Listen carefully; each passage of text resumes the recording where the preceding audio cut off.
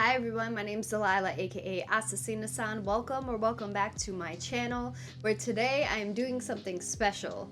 I'm going to be going through my top 10 games on the PlayStation 4 and the Xbox One X. So top 10 games of the generation, excluding Nintendo, because Nintendo is not moving into a new generation. It's just the PlayStation and just the Xbox. This is a really hard list that I feel like might change again, because video games, your appreciation of them might depend on your mood. It might depend on the timing that it came out. It might depend on how many other games you had to play. So there's a certain number of games that I have not played, like Nier Automata, don't kill me, I know I will play it, that might very much so just fall on my list, but I just haven't had a chance to play it yet. So I do play a lot of games, so I do think that this list will be comprehensive enough. But just keep in mind, this is my list. You can have your own. Feel free to make your own top 10 in the comments or elsewhere, or your own video, whatever. This is my list. It's completely subjective. It's not objective. So please don't kill me for what I choose. I'm going to provide a brief explanation as to why I choose these 10 games. And I think that I'm going to number them, so I'll start from 10, meaning my least favorite. On the scale of 1 to 10, which one I think is my least favorite of the generation, and then go up to 1, where 1 will be my number 1 favorite. Some of those can arguably be mixed around. So, like, I'm not married to this list, and I'm also not married to the ordering of this list. I'm more married to this list than I am the ordering, if that makes sense. I thought it would be just a nice time to talk about this in order to celebrate the end of this wonderful generation. Sorry, that's my cat. He probably just took a dump, and every single time he takes a dump, he howls like he needs to assert his dominance. Okay, anyway.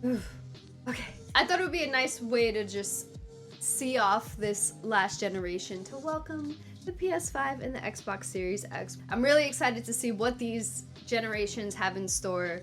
Fucking, this last generation was bomb as hell. Like, it really just showed you how far video games can go. And I know it's only gonna get better. So this is my way of kind of celebrating it and reflecting on this past generation. A lot of these games are near and dear to me. And I'm sorry, Breath of the Wild, you won't be on this list. We'll make sure to do one if Nintendo Switch comes out with a new Switch or whatever. Not counting like new upgraded Switches. That doesn't count. They already did that. No, it has to be a whole new generation. Like, kind of like how the Wii U went to the Switch. So let's do it. I have a list here. I'm going to read off of this list and also add things as I go. Okay. I think I'm ready. I also made honorable mentions because it's just really hard for me. It's really hard for me to choose. Like, some of these games I feel like could make an argument to be on this list that I really loved, but I chose based on kind of what games I felt in the moments that they released really redefined gaming, and that really held a place close to my heart. So that's what this is based off of, I think. All right, so let's do it. I'm putting it off a little bit, because I feel like as I go through it, I'm gonna be like, but maybe this. So I'll say my honorable mentions in the end and argue why I didn't choose it for the list. So we'll start with number 10. My number 10 game of the generation is Inside. This was an indie game that kind of blew me and everyone away. It was super fun, super dark, really eccentric. It had no flaws. Inside is just like a puzzler platformer kind of game. It wasn't like anything graphically like crazy. It didn't have any completely unique gameplay elements. It was just a really good, solid platform puzzler. And I adored it. The lighting is one of my favorite things of this game, the way they played with dark and light and how they utilized that as part of the puzzles. And also just the story was like deeper than meets the eye. If you really read into it, you can see spoiler cast on like different, theories of what the game actually meant. but I thought it was deeper. It has no flaws. Like, there's nothing about that game that I did not like. It was one of my favorite games that came out that year, and that was against, I believe, Uncharted 4 and Overwatch. So what was that the year it came out? Let me make sure. Yeah, it was released in 2016. I think that was that year that Overwatch won Game of the Year and was in the runs with Uncharted, but whatever. For a game that I honestly didn't follow the marketing for, I wasn't on top of, it's kind of just something I played when it came out free on PS Plus. That game blew me away. Like, I was so addicted to it that I beat it the same night that I started it. Granted, it is a shorter game and it's, you know, not something that's crazy difficult. I just felt like all the puzzles were all unique, well thought out. It was fun. It was dark and dreary and deep. It was artistic as hell. Like, the color palette was just gorgeous. Like, I took so many screenshots of that game. It's probably worth mentioning that I write reviews on God Hates Geeks, but I also post blogs on my Facebook gaming page that is supplemented with screenshots. So I have an entire folder dedicated to screenshots, and a lot of my reviews include my screenshots as well as like videos that I've made on the game, or video reviews that I made of the game, or spoiler casts that I've made of the game. I don't have a spoiler cast for Inside specifically, but if you want to hear more details of my thoughts on these specific games so that this video isn't super long, then definitely check out my Facebook gaming page, and I'll have the links to my God Hates Geeks articles in there as well. So check the description for all that information. Moving on, Inside was just a perfect game. Nothing too crazy about it. It's not like I'm saying, oh, this like evolved video games is a medium. Like, no, it was just a great game. I had a lot of fun with it despite it being short. I enjoyed every single puzzle. I had no issues with that game whatsoever. So if there is an issue with the game, it's that it doesn't have a sequel, or it wasn't long enough, or that's not even an issue. Like, that's the thing, games don't need to be long for me to love them. So for a game to be that short and that simple and still come up as one of my favorite games of the generation is insane. It's a great game. I highly recommend it, especially if you're into puzzle platformers. So moving on. Okay, this is really hard for me. I'm just saying, really hard. Really, really hard. Inside, great game. Go play it. It was free. The fact that it was free probably helped a little bit, but even still, just and the music, the music with the freaking lighting. Oh my god, it evokes so many feelings in me without me being able to really say what those feelings are. Maybe like a lot of emptiness and loneliness and sadness, but also a combination of like a little bit of hope at the same time. A lot of weird like dichotomous feelings that honestly, like, I could go on, and I'm not going to because we have 9 more games to talk about. So, Inside. Wow. My number 9 game, and I feel like this might be number 1 for most of you, because I've heard a lot of people talk about it, and I'll explain why it's not number 1, or number 2 or 3, or 4 or 5. The Witcher 3 Wild Hunt. So for that time, that game was the most beautiful game I've ever played with the most details. It was like Skyrim times 100. Like, the map meaning was like Skyrim times 100. I never even finished every side quest in that game, and I platinumed it, which meant that I had to do a lot of side content and also fully upgrade my Witcher gear and play the game once again on hard mode. And I also 100%ed Inside. Sony, why the hell, or whoever's responsible for the trophies, why didn't you give Inside a platinum? That game is phenomenal, deserves a platinum, especially over My Name is Mayo. Anyway, going back to The Witcher 3. So I platinumed that game and still was overwhelmed with the amount of question marks on the maps. It was just way too much to do. But the thing about it is all of those side missions were substantial. In fact, they were better than the main story. Every single character and every single side mission felt fleshed out. They all had a story. The world felt alive. And I just had a blast, like, just exploring that world. Despite it being overwhelming for me, it was a bit too much. I thought it was a little too much going on. I felt like I could have lived in that world for years. But because I like to play a lot of games, I didn't do that. I just platinumed it and moved on. But I still have this desire to go back and play all the DLCs, which were also good and Game of the Year worthy from what I hear, but I never played them to judge that. But like, the fact that I feel like I would go back to that game and still feel like I'm gonna get a good experience just by playing side missions really says a lot about a game.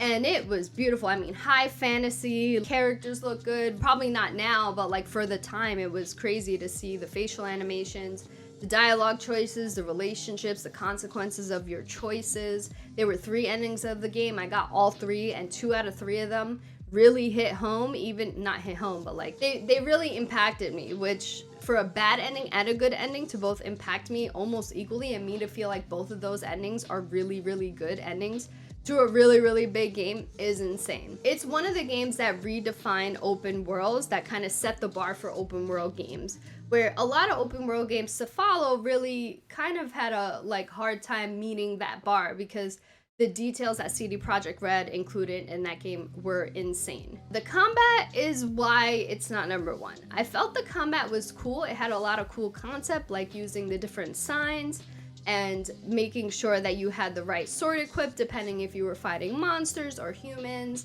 and using specific signs against specific beasts that were weak against that sign, or potions that would help you in battle. The combat system was super in-depth and dynamic, but I felt like it was a little janky. And when I think of like good third-person sword combat, The Witcher 3 for me isn't number one. Like, I prefer games like Dark Souls when it comes to that, or even other like open world games have had better combat. Now granted, it's not something that's supposed to be silky smooth. It is an RPG, which most RPGs fall short in terms of like combat smoothness. But it is a complaint that I have. It's not that bad. It's still very good. I just felt like that was one of the weaker parts of the game. I felt like if they spent a little less time on mocap sex scenes and a little more time on on making the combat a little more clean, then the game would have been like maybe top 3 for me. So those were just like minor complaints. It's still my top 10 favorite games of the generation, but it's not on my like top 5 games because of the combat, and also the main story just wasn't that good. The main story felt like a fetch quest to find Ciri, and really the best parts about it were just the side missions and the people that you encountered through your journey of finding her. So that's like my 2 biggest complaints of the game, and even then they weren't that serious. That's why this game is number 9. Number 8. Doom 2016. Doom is just like not a crazy story, not anything super in-depth. It's just pure catharsis, like being able to have that fast-paced Twitch shooting mechanics that felt silky smooth, super fast, super kinetic, and I don't even know the words to use. Just so much fun, like running and gunning and constantly shooting demons and using like different abilities against demons, whatever upgrades that the guns had, because if you get all the upgrades, each gun does 2 things, like some shoot out missiles and some shoot out rockets, and double barrel shotgun. It's been a while, so I'm sorry if I don't speak about these games so eloquently, because it's been a while since I played them. Once again, like I said, you want my eloquent thoughts on these games, definitely check my Facebook gaming page. That game was just pure fun, like combination of music and the fast-paced shooting and how smooth it felt, and just creepy visuals just made me feel really good for some reason. And then finding all the cute little Doom guys.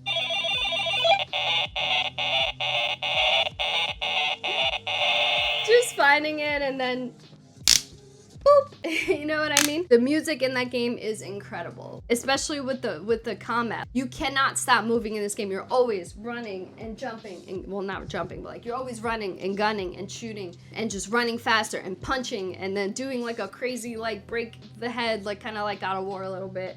You know, something really gory. I like gore. I like fast-paced shooting. It's one of the best first-person shooters ever, in my opinion. There's puzzles in the game. Exploring all the maps in Mars and then in Hell is really fun.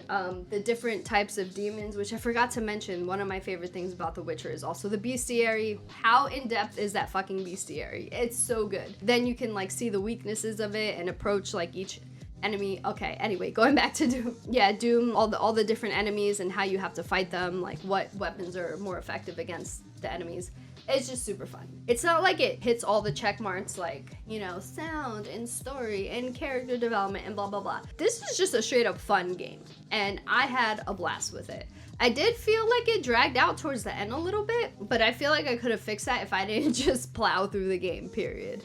I think all of these games so far on my list I platinum, but if there's any one that I didn't, I'll be sure to let you know. You want a really good first-person shooter that doesn't really have any serious story and is just really fun to play? Definitely Doom 2016. I didn't put Doom Eternal because I felt like Doom Eternal was just Doom 2016. with some added elements and kind of did some things better. But I felt like Doom 2016 had this old school charm to it that Doom Eternal didn't have for some reason. Like Doom 2016 felt like a remake of the first Doom, which is why I liked it so much, whereas Doom Eternal felt like a new Doom game. I guess is the best way I could explain this. Okay, that was number 8. Number 7. Number 7 is Resident Evil 2 Remake. Now, I know, what the fuck, bitch? Why you putting a remake on your list? I know.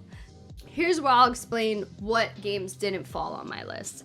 What didn't fall on my list is games that are remakes that were just reskins with some added improvements to the original game. So like, for example, Shadow of the Colossus Remake. It was the same game, just fucking beautiful. You know what I'm saying? And it's not fair if it's the same game. Whereas games like Resident Evil 2 Remake and Final Fantasy 7 Remake felt like completely different games from their original games in terms of, you know, the way the level design is. Like, they had some similarities, but like the level design changed, you know, some of the weapons, the gameplay, it felt like a completely different game. So I feel like Resident Evil 2 Remake made this list because it redefined what remakes could be. The fact that we can see an old school game and it feel like a completely different game and better, in my opinion at least, is really insane. And I felt like Resident Evil 2 Remake for me was one of the perfect horror games because of the level design, because of the enemies, how freaking terrifying Mr. X was, the sound design, like hearing the floors creaking and the pipes crackling, grrring and args and shit in the distance. What am I saying?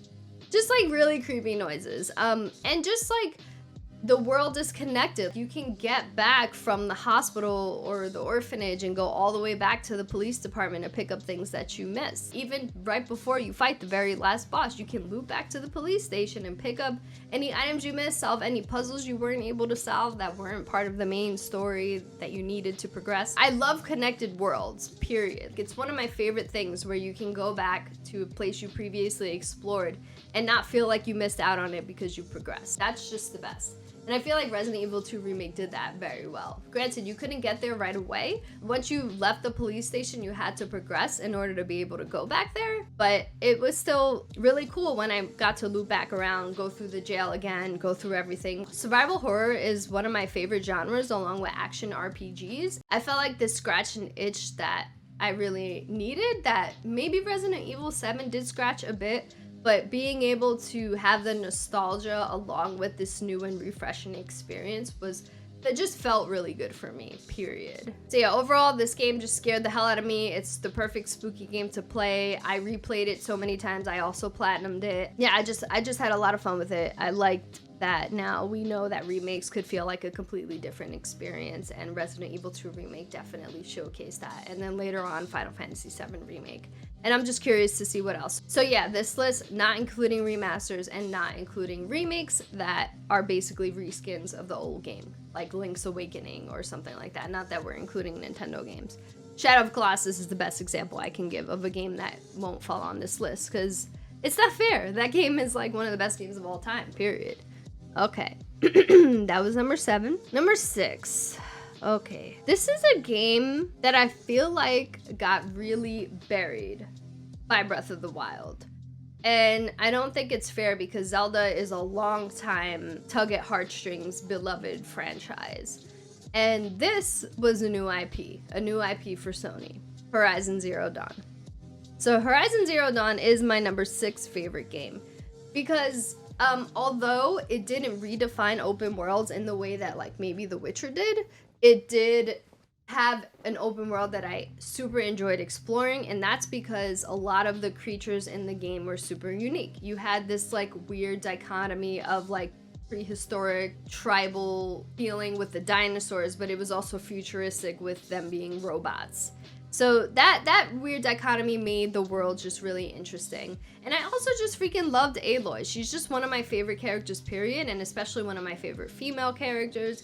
And it was just nice to see just kind of a chill, laid back, but still kind of sarcastic, likable women as a female lead. And I thought that the game overall was about a matriarchy, which is a nice theme, especially as a woman. I feel like this game got buried because Breath of the Wild was a juggernaut. It was a redefinition of open world games is just like The Witcher, but also of the series. So I feel like a lot of people didn't get to experience this, and it was just really good. And another thing, besides the open world being gorgeous and just being a really interesting setting that was not really done in any other game that I can think of, is the gameplay was super tight. When I think of like the holy grail of gameplay, I think of Metal Gear Solid 5. That game had the tightest gameplay I've ever experienced in a game. And I felt like Horizon Zero Dawn was really close to that. And when I say tight, I mean in terms of like an open world game with like RPG mechanics. I'm not talking like first person shooters, because we know like a Doom, let's be real, tight as fuck gameplay. But like in terms of Horizon Zero Dawn, just the way the arrow shot and the little elemental bombs that you had and the traps and things like that, it made the gameplay not only dynamic, but being able to target different enemies and like approach combat either stealth or balls to the walls. It was just super tight. I felt like that game had zero jank in terms of combat, and I don't think many places give it credit for that. It felt close to Metal Gear Solid 5, not as close and as in-depth and dynamic, but pretty much up there. But besides the combat being super tight, the open world being super fun to explore, it being beautiful, I have so many screenshots of this game because it's just super breathtaking, and a lot of the environments felt different, especially as you progress through the game. You know, you had a sandy environment, snow environment. I'm just a sucker for that shit. Sucker for vistas, and damn did Horizon Dawn have some nice vistas. Ghost of Tsushima might have it beat in that avenue, but I think overall, like Horizon Zero Dawn, with the visuals and the combat, and here we go, the story was so good, like so freaking good. I don't want to spoil anything, but like on the surface, this is like, okay, a dad-daughter relationship, and then something happens, and then it's kind of her like going through some self-exploration, and the story ends super unexpected. I was really surprised at how it ended. It was kind of a twist. I can't really tell you what it is without spoiling it. I'm looking forward to seeing where Aloy's story brings us in Horizon Zero Dawn 2, and I'm just super excited for that. And even though Horizon Zero Dawn had a really contained open world, it wasn't too big, it wasn't overwhelming. The environments were still very unique, and the combat was very good, and I don't think it was anything like mind-blowing in a general sense, but for me, it just felt really good. That game really relaxed me. It put me in a zen, and I think the music had something to do with it. A combination of the music and the environment, and just like having really good characters and a really unique setting. I think that's why it falls higher on this list as number 6. I think the game that got closest to making me feel this relaxed is Ghost of Tsushima. I feel like Ghost of Tsushima, though, took a lot from other games that we know and love and kind of took what worked and put it into their game. Although I really like the story and the side missions, and there's a lot going on with that game, I felt like for the time that it came out, it wasn't anything crazy except for how visually gorgeous it was. It is the most gorgeous game I ever played, but it didn't make this list. Spoilers for this list. I feel like Horizon Zero Dawn and Ghost of Tsushima both gave me very similar feelings of like zen and relaxation. And maybe Breath of the Wild also made me feel like that, but not many games make me feel relaxed in the way that those games did. And so that's why Horizon is number 6. Number 5, Uncharted 4: A Thief's End. I considered putting Lost Legacy on here because I just fucking love Chloe. Like, she's way better than Lara Croft, just saying. But Uncharted 4 was like, it was like 10 years of me growing with this game. I've played it since the original Uncharted, and I've platinumed all of them. And yeah, so far on this list, I've platinumed all these games. Holy shit. Makes sense. I played and platinumed all of the Uncharteds. I followed Nathan Drake's story, and Elena and everyone, Sully and everyone in his circle. And for the game to end the way it did just felt like closure to a journey that I followed for a decade of like my actual life. And it ended really solid, and for the time, that game was the most beautiful game that was out. When Horizon came out, that was it, and then when Uncharted 4 came out, it was Uncharted 4. Or was it vice versa? It might have been the other way around. Whatever. They're both like extremely beautiful. But the thing about Uncharted that I feel like is a flaw is the combat. It's not like a survival horror where you could excuse the janky gunplay. It's a third-person action game, and so when you think of games like Gears of War that have super silky smooth combat. That's like top of the line third person shooting. Whereas Uncharted, like, it's full of jank. The gunplay isn't really dynamic in any way, and it's still fun, but it's pretty bland when it comes to combat. But the characters and the narrative behind it, Naughty Dog, we all know Naughty Dog prevails in this avenue, as evidenced by The Last of Us and The Last of Us Part 2. I didn't expect the ending, but then when it happened, I was like, oh yeah, of course, you know? And it just made me feel really good. It was beautiful. Another game I have tons of screenshots on. And just like I felt so attached to every character, and a lot of the dynamics between those relationships felt realistic. So Uncharted 4 is my number 5. So we're getting into top 5 territory here. And already I'm like thinking of games, like I'm like Ghost of Tsushima totally could have been on this list, but I eventually didn't land on it. But damn, that game's good. And there's a lot of games that didn't make this list that I'm like, it could have made this list. And maybe if I ever did this again and look back on it, I'd be like, bitch, you should have took this game off and added this game. Because, you know, humans are dynamic and ever-changing and transitional, and sometimes as we grow older, our tastes and things change and modify and become more reinforced. Although I think I'm old enough to the point where I know, like, what I like and don't like. Anyway, yeah, I just felt like Uncharted 4 was the perfect end to Nathan Drake's story. I'm very interested in them doing side standalone DLCs or whatever, standalone games like they did with Lost Legacy, which was as beautiful as Uncharted and even did things better than it in many aspects. But I felt like in terms of closing the story that I followed for 10 years, Uncharted 4 really hit that soft spot. Number 4, Red Dead Redemption 2.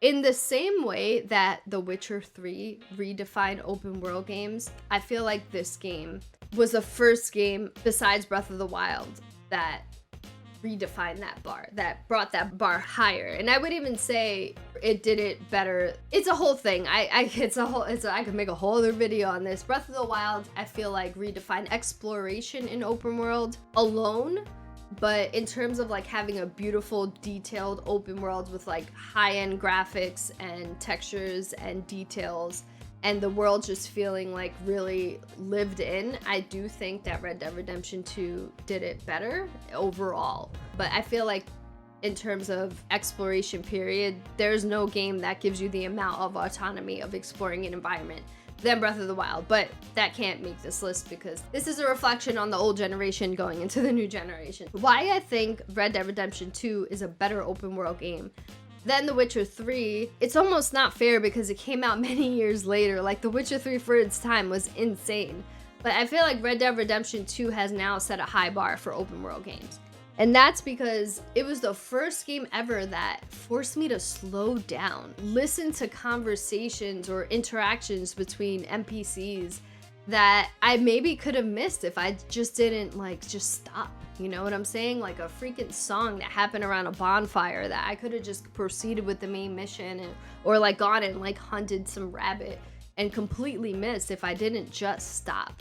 And for me to know that there's so much going on in this world that I may not experience because I'm too busy doing this other thing was a little frustrating because I'm the type of person that I want to experience everything I can.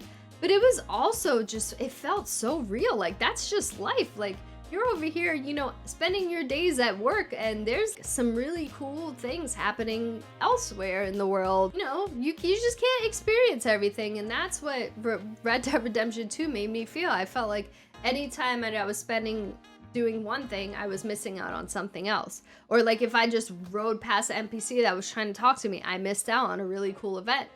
And sometimes when I passed by NPCs, they freaking remembered what I did for them days ago when I played the game. Everything I did in that world mattered, and it just really took me away from reality for a while because I wanted to be a part of that world. And for a game that takes place in a like Western setting, it's not like this high fantasy world where you have dragons and orcs and like really cool creatures. For it to just straight up have humans and still feel like a world that I want to explore is super rare because I really like the high fantasy shit. There was some kind of supernatural elements to the game, but they were really hidden and they were done really well. Like there was this damn robot that I set free by accident and it wound up showing up in the open world later and I was just like, wow, holy shit. And that was after he killed someone. But anyway, I don't want to spoil any side missions. Yeah, this was another game that like the side missions were super detailed. The main missions were super detailed. The consequences of your actions mattered. I felt like everything I did in that world mattered. For an open world game as big as Red Dead Redemption 2, to have such massive amounts of details in like a horse's butt, like everything was so detailed with minimal glitches and minimal performance issues is insane. At least I'm just talking about the story. I'm not talking about online, because I know online had a lot of issues. Yeah, the open world was just, it was perfect. I have no complaints, and I felt like everything I did mattered. I just think it really set a high bar for open world games. It's gonna be really hard for open world games to exceed that bar. Maybe Cyberpunk. Hopefully Cyberpunk. That's the other thing. Red Dead Redemption 2 had the best weather effects ever in video games. Like, to be on my horse and it's all sunny and great, and all of a sudden in the far distance I see this really dark cloud coming, and then it like slowly approaches me as I'm getting closer to it, and then just seeing, like, if I look to my left, everything's super bright and sunny. If I look to my right, everything's all dark and gloomy, and then all of a sudden I get overcome with dark clouds, and then the rain falls on me. But then if I go under like a ledge of a house, there's more water drops than there are if I'm just like not under it, because it's capturing like more of the water. Whatever, so I'm sorry, I'm going off on like a big tangent. The weather effects were extremely good. The best in video games. And I think The Witcher 3 had that until Red Dead Redemption 2. So that's why Red Dead Redemption 2 is my number 4 top game of the generation. Also, the story, holy shit, sorry. The story, holy crap. The shit that happened in that game had my jaw dropping back and forth. Like, what happened to characters that Arthur Morgan was camping out with, the different twists and turns of the game, and how it connected to the first Red Dead Redemption 2, because this was a prequel to Red Dead Redemption 1. I mean, Red Dead Redemption 1. Yeah, it was done really well. I was really connected to Arthur, despite him being an outlaw and seem like a bad guy. Like, he was really a good guy, and he, you know, did a lot for his people, and I really liked Arthur. I cried at the end of that game. I cried at certain points of that game. Like, I felt really connected to the characters.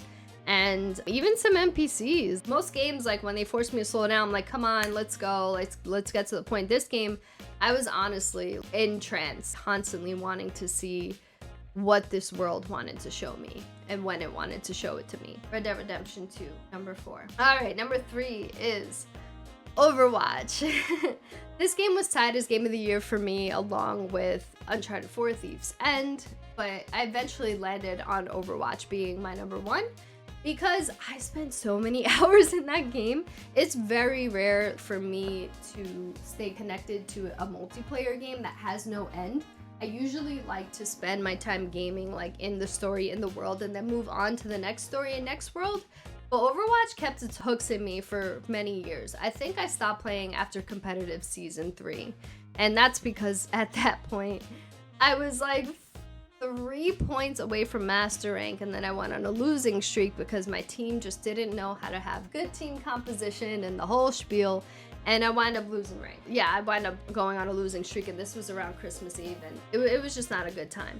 And I still think about that game sometimes. If you look behind me, like, I have an entire Overwatch shrine. I was in love with that game. The characters were unique. It was colorful and beautiful. The maps were unique, and despite most of the objectives being the same, get on the payload, bring the payload, it still felt like every time I played was different, because it depended on my team, it depended on my team composition, and it depended on the character I played as. And yeah, another game I platinumed. I played as all these characters, and I made sure to pick whoever was rightful for, you know, the team comp. And I felt like I was constantly learning how to be better at that game, because every character played so differently and every combination of characters played so differently. And I just had a lot of fun playing with my friends. And can't really say that a game that's multiplayer that could seem repetitive on paper, but it's really not, especially if you switch up characters. I can see it being repetitive if you play as the same character all the time, but like, there's so many characters and they constantly add characters.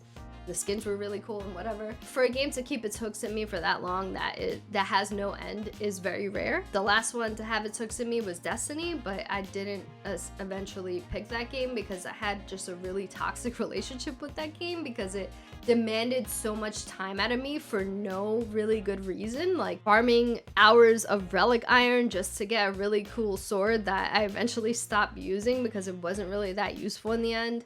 It just really made me feel demoralized, which is why I didn't pick Destiny, but otherwise maybe Destiny could have been up here. I really did love that game, but yeah, I think Overwatch, essentially, I stopped playing that game, but still loved it, and I still think about it, and it's still really good, and I wouldn't be opposed to going back to it, but there's just so many games that I can't have another game like that sink its teeth in me.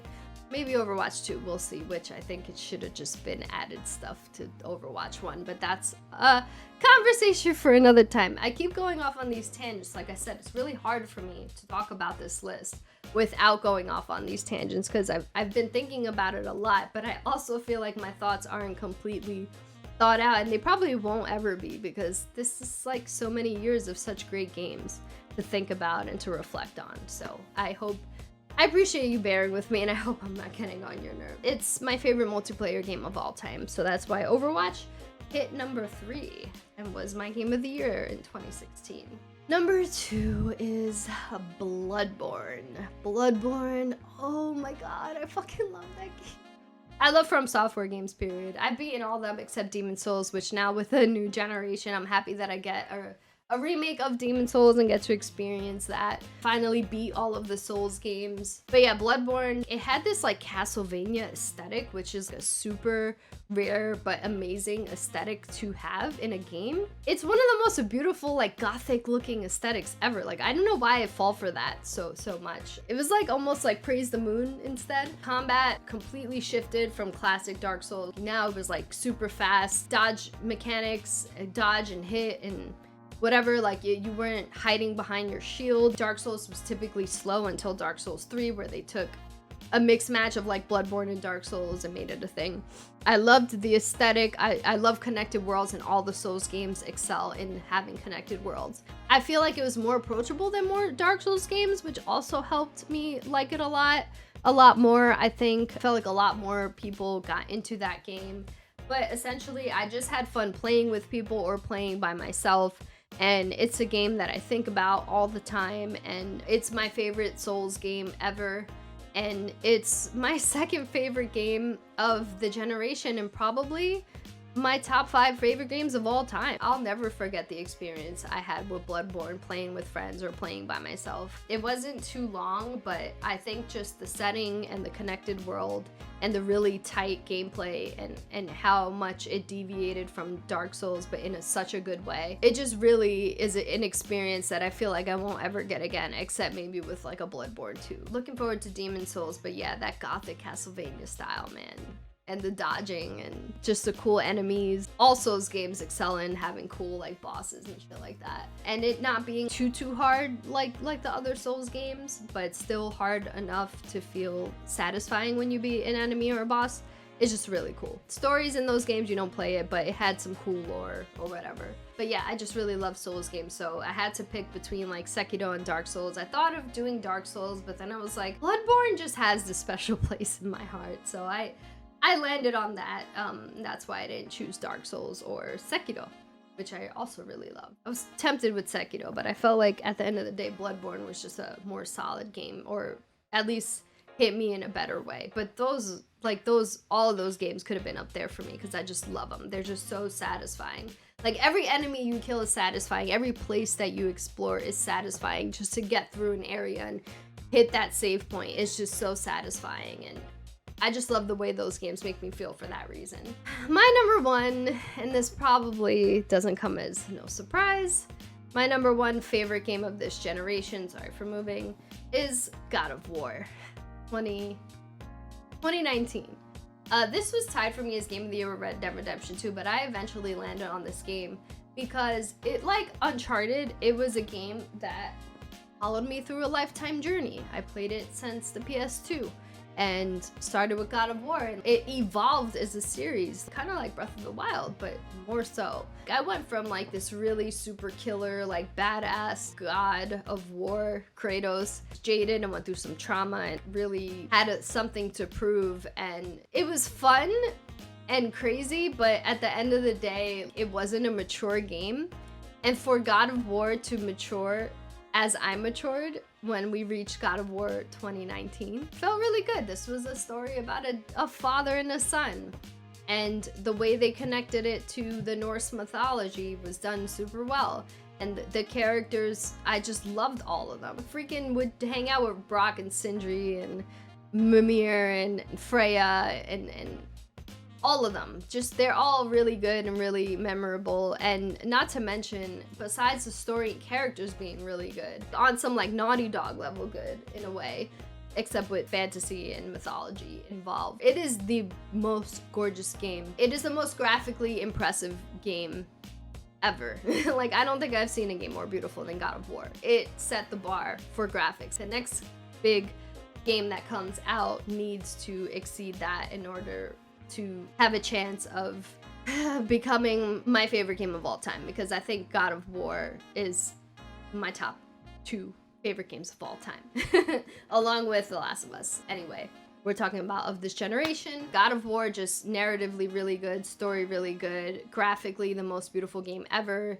The footsteps in the snow, the fact that I went back to some previous footsteps hours later, well, not hours, like maybe like, I don't know, 20 minutes later, and still saw my footsteps there, really blew my mind. It had a really cool like Marvel-esque ending that I won't spoil, but you could have missed it because it wasn't part of the story. It was just like an end credit scene, kind of like how Marvel does, like that cool end credit scene that teases what's next to come. I just really enjoyed exploring it. It was like a Metroidvania, so you had to go back to different realms and use your new items or weapons to unlock certain hidden items or puzzles or whatever. I love connected worlds. I always dig that. I love when I can go back and explore and feel bigger and stronger and better. It was very contained. It was like a linear open world, so the only open area was like the Lake of the Nine, kind of like Madagascar in Uncharted 4. And so that was really fun to explore and completely optional, but let's go linear games. Like at a certain point, every game felt like it needed to be open world. And I'm just glad that God of War won Game of the Year, not just for me, but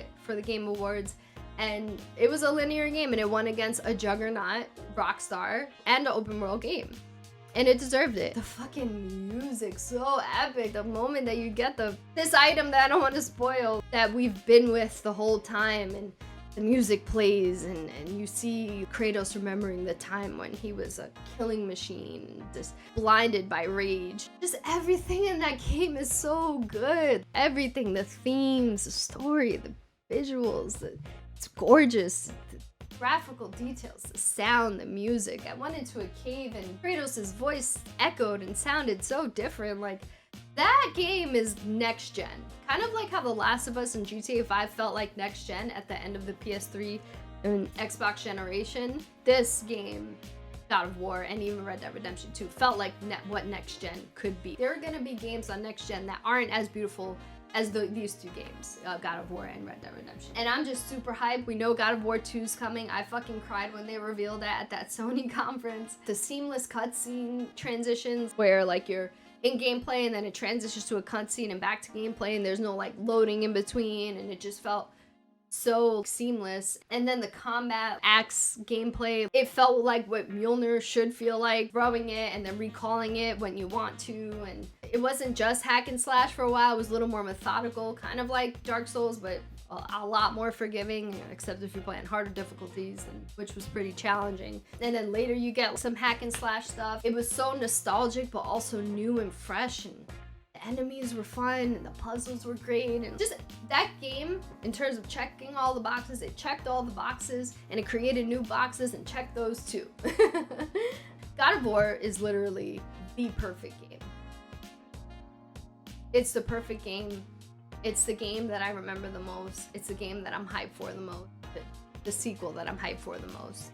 And it not only redefined and evolved this God of War series and Santa Monica Studios as a studio, but it evolved video games, period. So before I end this video, I'm losing my voice. I'm just gonna say some honorable mentions. So I feel like Nier may have been up there, but I didn't play it. So I will report back whenever I do get to play that game. It's something that me and the dudes at Dead Cell Media do plan to do a spoiler cast on when there's a little bit of a drought. Hopefully we get that after this first push of next gen game. Also Control, Dark Souls, Persona 5, Sekiro, and Spider-Man. Honorable mentions for sure, all really fun. So let me know your top 10 games of the generation. And thank you so much for hearing me ramble on this video and have a hard time processing my favorite games of the generation. Take care, and thank you again. Bye, guys.